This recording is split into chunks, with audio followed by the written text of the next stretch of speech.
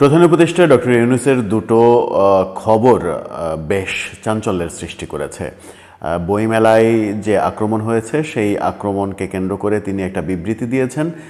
আর ২৪-এর যে আন্দোলন, সেই আন্দোলনে যারা আহত হয়েছিলেন সেই আহতরা তার সঙ্গে দেখা করতে গেলে তাদের সামনে একটা বাণী দিয়েছেন তিনি। সেই বাণীটা সবথেকে গুরুত্বপূর্ণ। সেখানেই তার কথা অনুযায়ী যেটা বোঝা গেছে সেটা হচ্ছে যে সব আওয়ামী লীগার যারা আওয়ামী লীগ করেছেন তাদেরকে নিজেদের দলে আনতে হবে এমন কথা বলেছেন। অর্থাৎ আওয়ামী লীগ যারা করে তাদেরকে বুঝিয়ে শুনিয়ে দলে নিয়ে আসতে হবে, দল ভারী করতে হবে, এমনটা বলার চেষ্টা করেছেন। কি বললেন তিনি সেই আলোচনাই করব এই ভিডিওতে। থাকবেন পলিটিক্স টিভির নিয়মিত আয়োজনে।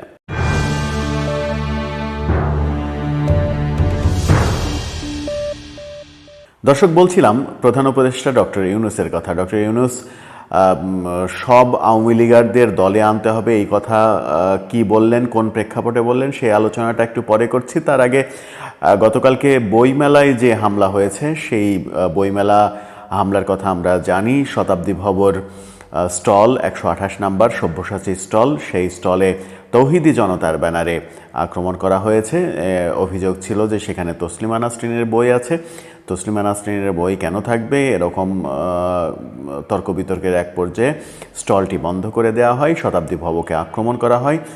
তাকে যখন পুলিশ সেখান থেকে সরিয়ে নিয়ে যাচ্ছিল হেলমেট পরিয়ে, মনে হচ্ছিল তাকেই গ্রেপ্তার করা হচ্ছে, কিন্তু পরে পুলিশের তরফ থেকে জানানো হয় তাকে নিরাপদ আশ্রয়ে সরিয়ে নেওয়া হয়। হেলমেট পরানোর কারণ হচ্ছে তার মাথায় যেন আক্রমণ করতে না পারে কেউ। সেই পুলিশের মাঝেই আক্রমণের দৃশ্য আমরা দেখেছি। সেই ঘটনায় প্রধান উপদেষ্টা নিন্দা জানিয়েছেন। তিনি যেটা বলেছেন সেটা হচ্ছে, প্রথমে একটা ইংরেজিতে বিবৃতি দিয়েছিলেন, পরে বাংলায় বিবৃতি দিয়েছেন।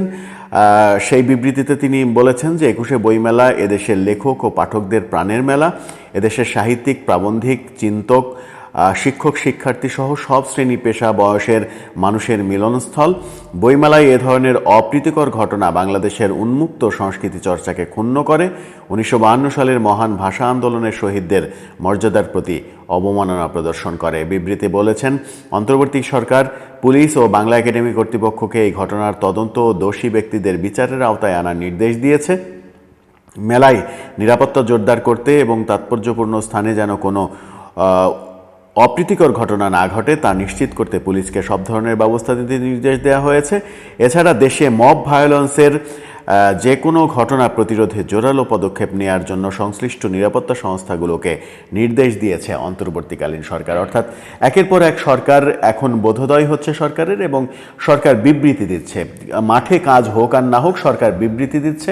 মবের বিরুদ্ধে বিবৃতি দিয়েই এখন পর্যন্ত ক্ষান্ত রয়েছে। এখন পর্যন্ত মবের বিরুদ্ধে কোনো দৃষ্টান্তমূলক শাস্তি কিংবা মব যারা করছে তাদেরকে গ্রেপ্তারের ঘটনা আমরা দেখিনি।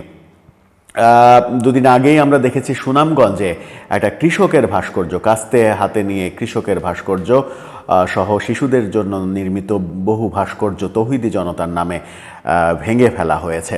সেই ভেঙে ফেলার দৃশ্য আমরা দেখেছি। সারা দেশে মব চলছে, মব বইমেলায় ঢুকেছে। প্রধান উপদেষ্টা বিবৃতি দিয়েই ক্ষান্ত হলেন। দৃশ্যমান কোনো অ্যাকশান আমরা দেখলাম না। বইমেলার ঘটনার যদি দৃশ্যমান অ্যাকশান হতো, সেখানে ভিডিও ফুটেজ একেবারে স্পষ্ট যে কারা এই কাজটি করেছে, তাদেরকে গ্রেপ্তার করে যদি শাস্তির ব্যবস্থা করা হতো এবং সব্যসাচী স্টলটা যদি খুলে দেয়া হতো, এই ব্যাপারে বাংলা একাডেমি যদি অ্যাকশানে যেত, বাংলা একাডেমি নিশ্চুপ হয়ে আছে, তাহলে বোঝা যেত যে সরকারের এই বিবৃতির কোনো কার্যকারিতা রয়েছে। আর একটা গুরুত্বপূর্ণ বিষয়, প্রধান উপদেষ্টা গতকাল ২৪-এর আন্দোলনের আহতদের সঙ্গে মিটিং করলেন। আহতরা তার সঙ্গে দেখা করতে গিয়েছে এবং আহতদের তিনি বললেন সারা দেশে আক্রমণ প্রতি আক্রমণ এগুলো করে লাভ নেই, এগুলো করা যাবে না, এগুলো বন্ধ করতে হবে। যারা আওয়ামী লীগার আছে তাদের মধ্যে যারা দোষী যারা ক্রিমিনাল অফেন্স করেছে তাদেরকে পুলিশে দিয়ে দিতে হবে, আর বাকি যারা আছে তাদেরকে সবাইকে বুঝিয়ে নিজেদের দলে আনতে হবে। অর্থাৎ সবাইকে বৈষম্য বিরোধী আন্দোলনের দলে এবং যে ছাত্ররা নতুন দল করছে সেই দলে আনতে হবে বলেই ব্যাপারটা মনে হচ্ছে আপাত অর্থে তিনি বোঝাতে চেয়েছেন।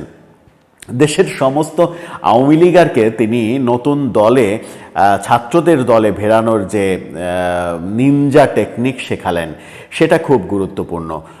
সেই টেকনিকটা অবলম্বন করে দেশের সমস্ত আওয়ামী লীগারকে এখন বোঝাতে শুরু করবে কিনা ছাত্ররা, সেটা একটা গুরুত্বপূর্ণ বিষয়। তারা বুঝিয়ে শুনিয়ে যারা আওয়ামী লীগ করেন, এদেশে যারা আওয়ামী লীগার আছেন তাদেরকে বুঝিয়ে যদি ছাত্রদের দলে নিয়ে আসা হয়, তাহলে আগামী নির্বাচনে ভোটের মাধ্যমে ছাত্ররাই ক্ষমতায় যাবে। এই ব্যাপারটা অনুধাবন করেই হয়তো প্রধান উপদেষ্টা এই টেকনিকটা তাদেরকে শিখিয়ে দিয়েছেন। আর একটা খুব গুরুত্বপূর্ণ, খুবই সিগনিফিক্যান্ট কথা বলেছেন তিনি, হয় তাদেরকে বুঝিয়ে আনতে হবে, দলে ভিড়াতে হবে, নতুবা পুলিশে দিতে হবে। অর্থাৎ যারা বুঝবে না, যারা বুঝে দলে আসবে না, তাদেরকে পুলিশে দিতে হবে। প্রধান উপদেষ্টা মাঝে মাঝে কিছু কিছু কথা বলেন, যে কথা কোনো না কোনোভাবে কোনো একটা অকেশনে যখন কথা বলেন, কোনো না কোনোভাবে একটা বিতর্কের ছাপ তৈরি করেই যায়। একটা বিতর্ক তৈরি করাই যেন তার কথা বলার একটা ব্যাপার হয়ে দাঁড়ায়। কথা বললেই বিতর্ক তৈরি হয়। যেমন এখানে বললেন যে হয় তাদেরকে বুঝিয়ে দলে আনতে হবে, নতুবা তাদেরকে পুলিশে দিতে হবে। তার মানে হচ্ছে যে তাদেরকে ভয় দেখাও, বোঝাও যে আপনারা ভুল করেছেন, এই ভুল, এটা বলেছেনও তিনি যে আপনারা ভুল করেছেন, আপনারা ভুল পথে ছিলেন, ঠিক পথে আসেন। ঠিক পথ কোনটা? ঠিক পথ কি ছাত্ররা যারা দল করছে, নতুন দল করছে এবং সরকারি পৃষ্ঠপোষকতায় দল করছে, সেটাই কি ঠিক পথ? সেই পথে, সেই দলে সমস্ত আওয়ামী লীগারকে ভিড়ানোর কৌশল শেখালেন তিনি। আর সাথে বললেন যে যদি দলে না ভিড়ে, যদি না বোঝে, তাহলে তাদেরকে পুলিশে দিতে হবে।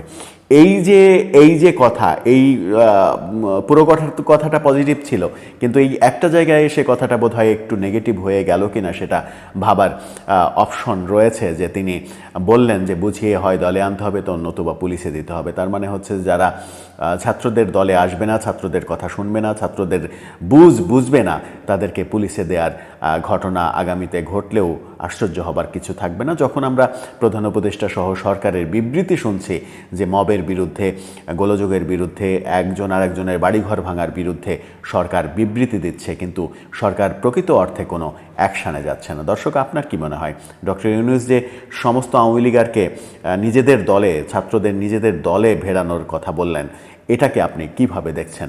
আপনার মতামত জানিয়ে লিখতে পারেন আমাদের কমেন্ট বক্সে।